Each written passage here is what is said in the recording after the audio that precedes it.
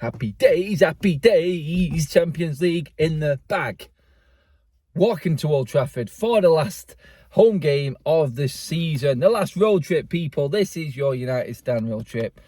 I thought I'd best just do this one in the car. I think it's fitting being the last one of the season. The league, last league match day vlog, last road trip, last preview, everything. The league is done and dusted. And it's nice walking, like I said, to Old Trafford and actually knowing that we have got we've got top four in the bag. Hopefully we confirm third today with a win, because I think Newcastle will beat Chelsea at Stamford Bridge, because Chelsea, as we've seen on Thursday night, are completely shocking. Let's keep this PG because it's daytime and it is the last one of the season. So no swearing today, Adam. Let's keep it down to a respectable level, shall we? If we don't beat Fulham and we end up finishing fourth, I will be angry. Maybe a swear word come out, but ultimately, like I said, I'm walking into Old Trafford today a very happy Manchester United fan, because Ten Hag has worked absolute miracles this season. People have judged this season and can say that it's been good, it's been average. I understand all of them arguments. Everyone will this season look at it in different ways. Some people still have that high expectation. Some people will not think that last season matters, and United should always be fighting for the top with the amount of money we spend, the size of the club.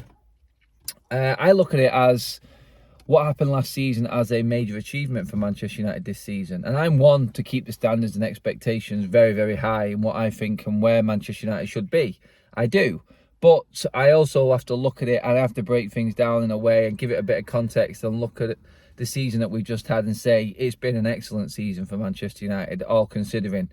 Off the back of what happened last season, the debacle with certain players this season, and Ten Hag turning things around. Absolutely brilliant.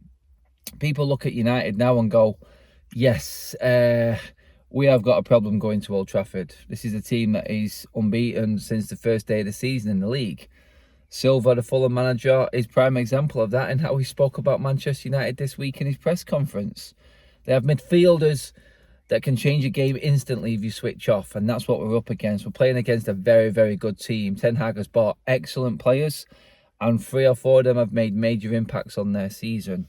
100% right, and I don't like Silva. I don't like his antics on the side of the pitch. I didn't like the way he reacted to the FA Cup game with his red card, Willian's and Mitrovic's. I thought it was over the top, but he did then come back and apologise for what he said and owned up that he was wrong within that game. They lost their heads. They're a very good team, Fulham, and I think he was thinking that game was there for the taking, which it pretty much was.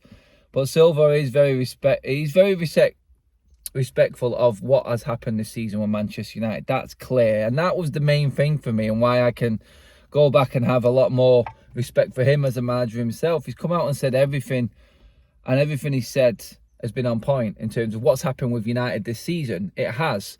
Ten Hag has bought well. People can say he's not manager here because look how much money you spent in the summer. You should be performing that way. I would argue that with, well, look where we came from last season, then players still being here, the issues within the changing room, and how he gets the team morale up and changes the culture. He brought players in that specifically did that. Role models, the Ericssons, the Casemiros, the people that when you listen to them speak, not only what happens on the pitch, but when you listen to them speak, it travels miles and it does so much good work in the process. You listen to Manchester, and I've been privileged this season to get in behind the scenes at Manchester United, and we thank the club for that here on the United Stand and all the access that we've had. We've got more of that coming this week as well, so stay tuned to the United Stand for all of that. And we thank them for that. But when you speak to people there, you can hear the people who deal with the media and they talk about who they would necessarily put forward. It's not like a flash in the pan decision just to put a player forward to do a press conference or speak after the game. They specifically put people out there they know can influence things off the pitch as well as on it. Casemiro coming into the football club this season, learning English already, and I'm sure by next season we'll get an English interview from him. That's the type of character, a leader, a winner. That's what Ten Hag brought in. Ericsson, everything that man has been through, goes out on the pitch and he's exemplary in his performance and how he conducts himself. Role model, again. Martinez, slagged off to high hell about his size, about what he's going to do in the Premier League, proved everyone wrong. He's a leader, he's a winner. This team is full of winners now. They've all won a trophy together this season, as well as what them players coming in have won individually themselves at other clubs. We are a team full of winners now. That's the difference, and that is down to Erik ten Hag. So this season, I would say, definitely has been a major success for United. The fact that we've got the cigars out thinking about Wembley next week rather than the last game of the season at home tells you everything you need to know about how well we've done this season. The chips were down. This team had lost 2 games in a row to Brighton and West Ham, and it looked like there was going to be a real push from Liverpool towards the back end of the season. What happens? Bang, bang, bang. 3 wins, done and dusted. Character. We will not let this slip. Whereas seasons before, Manchester United have buckled the bottle jobs that everyone named them.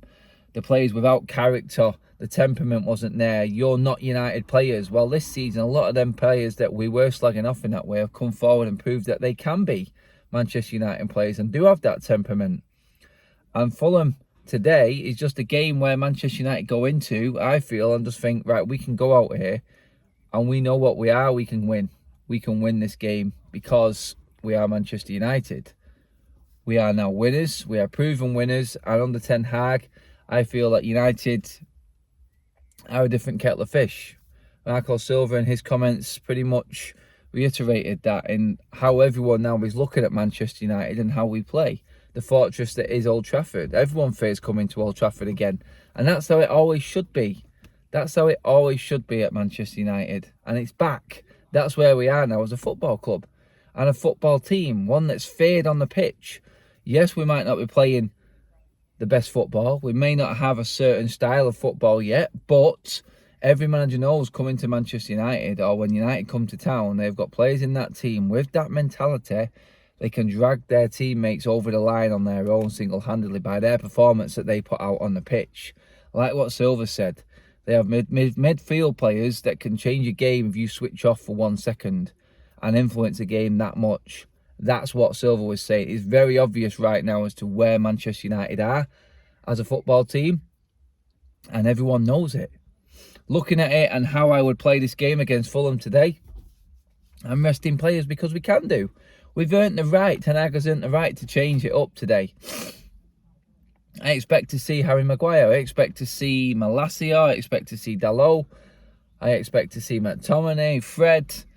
I would like Sancho and Martial to both play as well because they need to sharpen up. Even though they had alright games in the week against Chelsea, I do feel like they're not there yet. And if they want to play against Manchester City, I would be playing both of them. I would have Sancho on the right, Martial in the middle, and I'd have Garnacho starting his first game in what I think is nearly 2 months because he needs to sharpen up and get more minutes under his legs ready because we're going to need him against City at Wembley.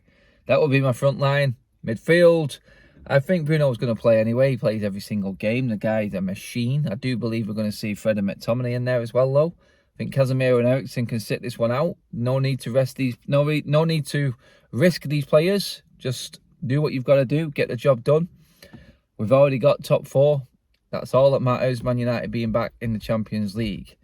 Malacia at left, Dalot on the right, Maguire and Lindelof in the middle. Shaw and Varane nowhere near this team because honestly, as good as Shaw has been on the left-hand side, I feel like we do need to rest him more than Lindelof. If there was one of them two that I was worried for being injured in this game against Fulham for the derby, it'd be Shaw. Lindelof, I think, can play. I think Lindelof will play at centre-back against Manchester City. Even though this game today is a dead rubber and we're already confirmed as top 4, I think Lindelof will play, and I think Lindelof will be the partner to Varane, who's played very well. They've played very well as a partnership when they've played together. So for me, I would say Lindelof and Varane are playing in that. But today I would play Lindelof and Maguire. And I would have Malacia and Dalot either side. I'm not even bothered about De Gea playing in goal. That's where we're at. We're in a privileged position where we can play players in certain positions that need a rest or need game time, vice versa.